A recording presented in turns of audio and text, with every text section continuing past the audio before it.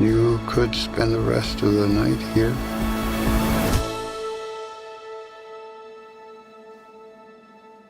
I could spend the rest of my life here.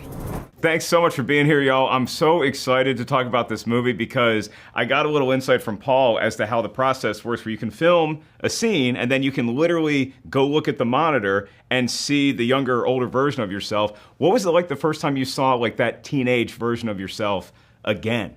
It's one thing to see it, the photographs, the renderings and stuff, but when we started actually doing the tests and we had to add that dimension of motion, we had to move. Well, we have our work cut out for us now, Robin. Yeah. Don't we? Yeah. But thankfully we had cinchers, girdles, super duper like packing tape to tape up our sagging necks. Yeah. And ears. And ears, yeah. They ears attack grow your big ears and down. slide down the side of your face as everybody starts looking like Lyndon Baines Johnson. I had them do or this, something like the visors that I've got going now. Oh, really? Yeah? Yeah, I had them do a little, like, invisible, just to open your eyes more. Oh. For in the early 20s. But like you were saying, it was harder to play the 35 to 38-year-old. Yeah. Why is that? Because you'd had kids. The stress of being a parent, it's the hardest thing you'll do. Marriage. Economic problems. You don't get nearly the exercise. Your metabolism starts slowing down. You hit 34, 35, 36, and you don't start processing food the way it affects the And you have a little pot belly. Yeah, your gravitational pull on your thing, because I think we're in pretty good shape for that. I would say so. Folks that we are. I think I'm in better shape now than I was when I was 36 years old, because I was eating crappy food and and I wasn't doing anything except trying to get out of bed and sit on a couch. That's all I was doing when I was those ages. So I guess it's just a relief when you show up to set and it's one of the scenes where you're playing an older version of yourself. Like, is it easier to play an older version of yourself? Well, I don't know. I think it's that middle thing. That was the tough part, the 30s. Yeah. Funnily enough, but no. There was some sections where it was just us. I mean, it was just standard hair and makeup and a costume. It was like, phew. We could just be us. We got a reprieve today. Yeah. I just get to come here and be myself. I could release my core. It's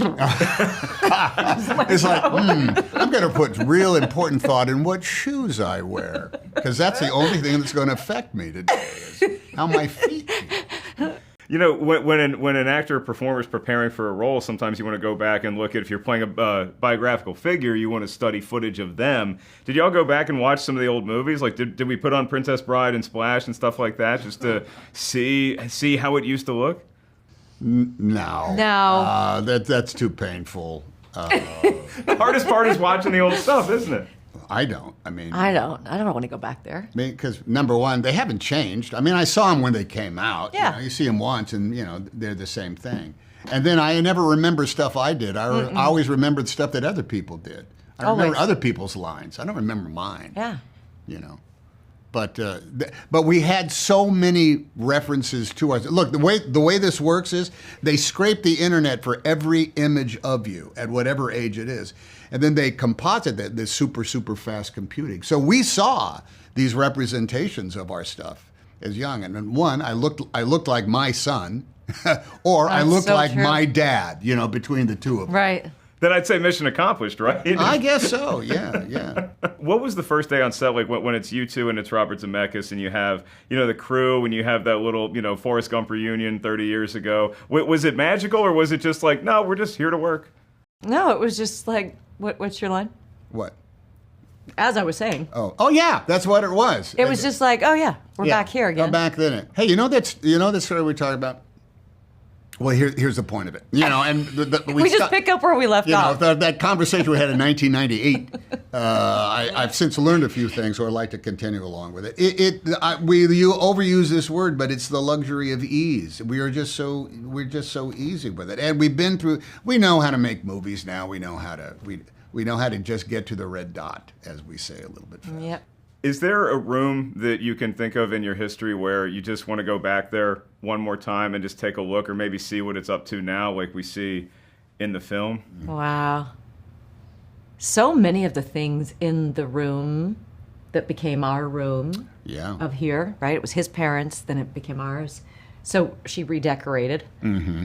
There were so many textures, fabric, upholstery that I was like, oh, that reminds me. Remember the shag, carpet, the things that brought you back to the 70s.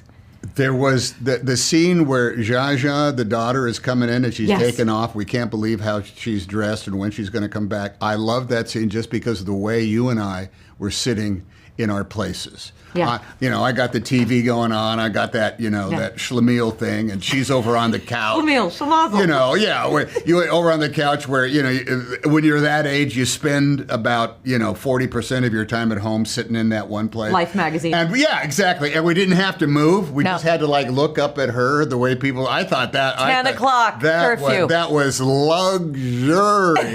We just had to be old folks sitting on the couch complaining about their daughter. I can do that. Oh, yeah. We'd been there before. So my last question is actually about my mom, and I need y'all to predict the future for me. So my mom's doing great, active as I am. She's got tickets for the movie already. When she sees the movie, she's been kicking around the idea of selling our family house for the last couple of years. So after she sees the movie, is she going to be more inclined to make that sale, or is she going to say, I don't think I'm ready yet? You go first. Whoa. I have a prediction. I don't know your mom, but I'm going for my personal thing where I think I'd be like, I don't want to let it go. Really?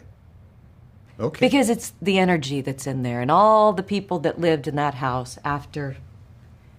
It's all those energies. So it's whether your mom still feels that energy. Is it still pulling you? All right. Contrary. Yep. First of all, Robin, good to know you as all these years. You're so wrong. You're absolutely wrong.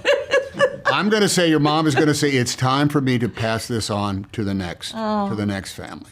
My history will always be right here. Our history will always be right here. But it's time to get the other folks to pass this on to the other set of family that day, and move on to their present, not the future, their present. I'd like you to meet Margaret.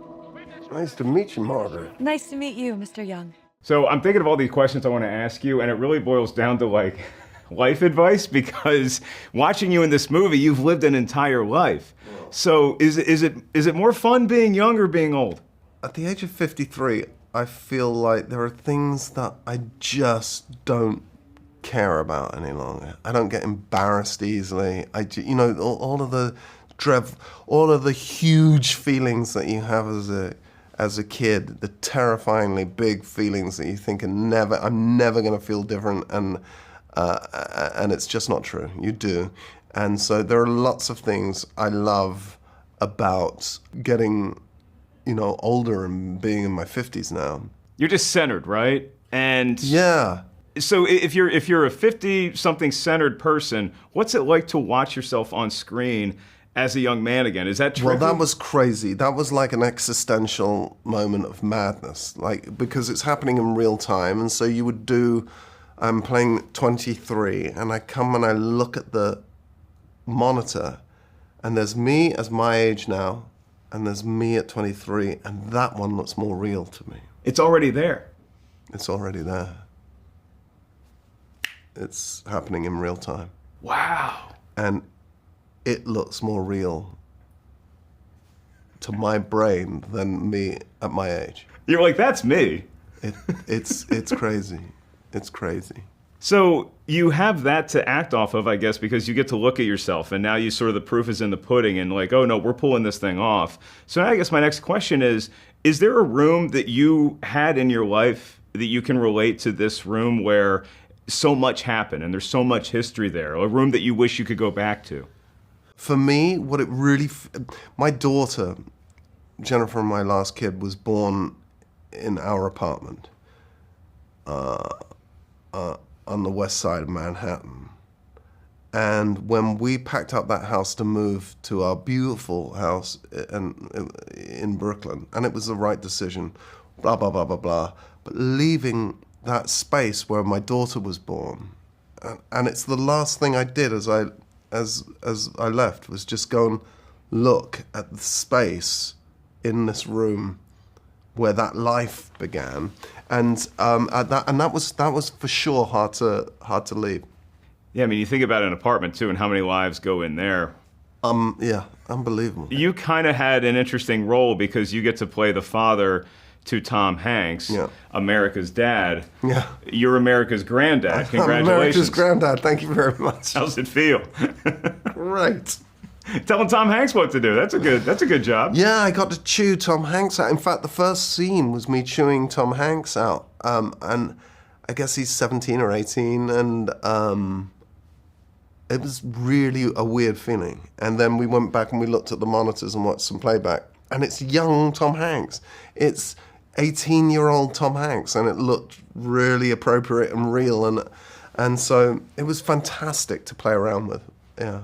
And then he's helping you in your adult age. So I guess or in your elder years, what's the best part of working with someone like a Tom Hanks? Tom is so playful. He has such a great idea of a sense of story and where the story's at. Being able to just play in those scenes where he is, I guess I'm now living on the sofa, I guess, the sofa bed, and he's taking care of me, and it's a relationship that a lot of people will recognize. And Tom's just really a playful actor, and has always, my experience of working with Tom, I've worked with him a number of times now, and he's incredibly generous and playful, and so that's what that was like. So do you have to have a lot of stuff like, because I'm a moron when it comes to like the VFX of it and de-aging and stuff like that. Do you have to wear anything? Is there anything you have to do as an actor?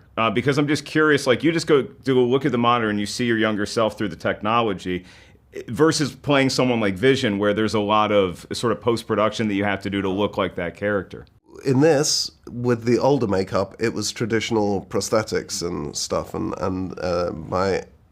my extraordinary prosthetics team, and a lot of work that you can't see going on in the costume to sort of round the neck off and things like that. Amazing work.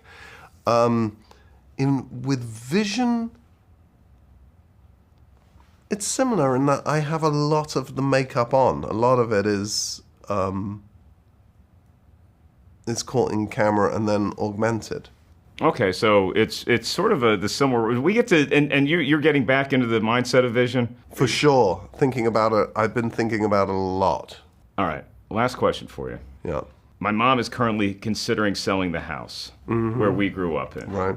Our family house for the last 30 years. Yeah. Should I take her to see this movie? What's this movie going to do to her? Is this going to sway the decision one way or the other? Do you want her to sell the house? I don't have a dog in the fight, I promise. Like, I love the house, but I want her to be happy. I want her to be happy. Okay, well then take her to see the movie. Okay. If you don't have a dog in the fight. If I don't have a dog in the fight, then I can just take her to see the movie. Yeah. Okay. And what's your prediction? Sell or no sell? She'll sell. She'll sell, but like a couple of years' time. Time sure does fly, doesn't it?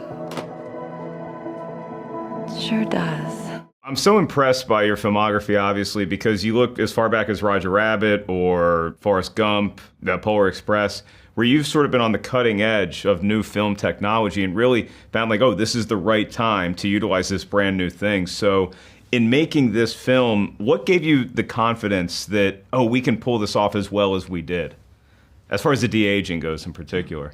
Okay, well, obviously we did a lot of testing on the de-aging to make sure it was going to work. So that was simple to do. You know, when you see it and you go, okay, it's getting there. It's going to work really well. As far as the concept of the movie, you never know with any movie, and all I can do is go with my instincts. And I felt like could be a really interesting and compelling movie to make. Yeah, it was so interesting talking to Paul and then Tom and Robin about how they could literally shoot a take and then they can go watch it on the monitor and it's already rendered as their younger selves. I mean, as a filmmaker, that's got to be such a nice sort of arrow to have in your quiver. Yeah, it's nice. I mean, it wasn't finished. It was very rudimentary and very glitchy, but you could get a sense of what they were going to look like. And it helped them improve their performance because they could look at it and go, "Oh, I got to act a little more youthful here." Not acting young enough or old enough. Right, and so you didn't have to wait and hope. And while looking at it and hoping that, well, in 6 months and millions of dollars later, let's hope we were right. So it was very helpful. Was there one particular time period in all the vast history that we cover in this one spot that you saw as the most challenging from your perspective? challenging to shoot. Yeah. Oh no, they were all. I mean, well, all movies are challenging to shoot, but no, I had fun with all of them. I think they were. I enjoyed doing them all. I mean, there wasn't one that was any more difficult than anything else. So no, I don't think I can look at anything and said, "Oh, that was really tough." No, it was all. They're all tough, but it was good to do. Was there a room in your history that you look back on and you say, if I could go back in there and just see, what this one space has become or what it was? Because I think every viewer watching this movie is going to bring their own memory of that space for them. I never actually pondered a specific room. I always, when I travel and if you go to like Italy, for example, and you're staying in a house that might be 600 years old, I think about whether or not, oh my God, what about all the families and lives and people who pass through these walls that are still standing? I think of that, but it wasn't until I read the novel that I thought, okay, well, this is one specific view. And then what would happen in this one fly on the wall thing that we're looking at.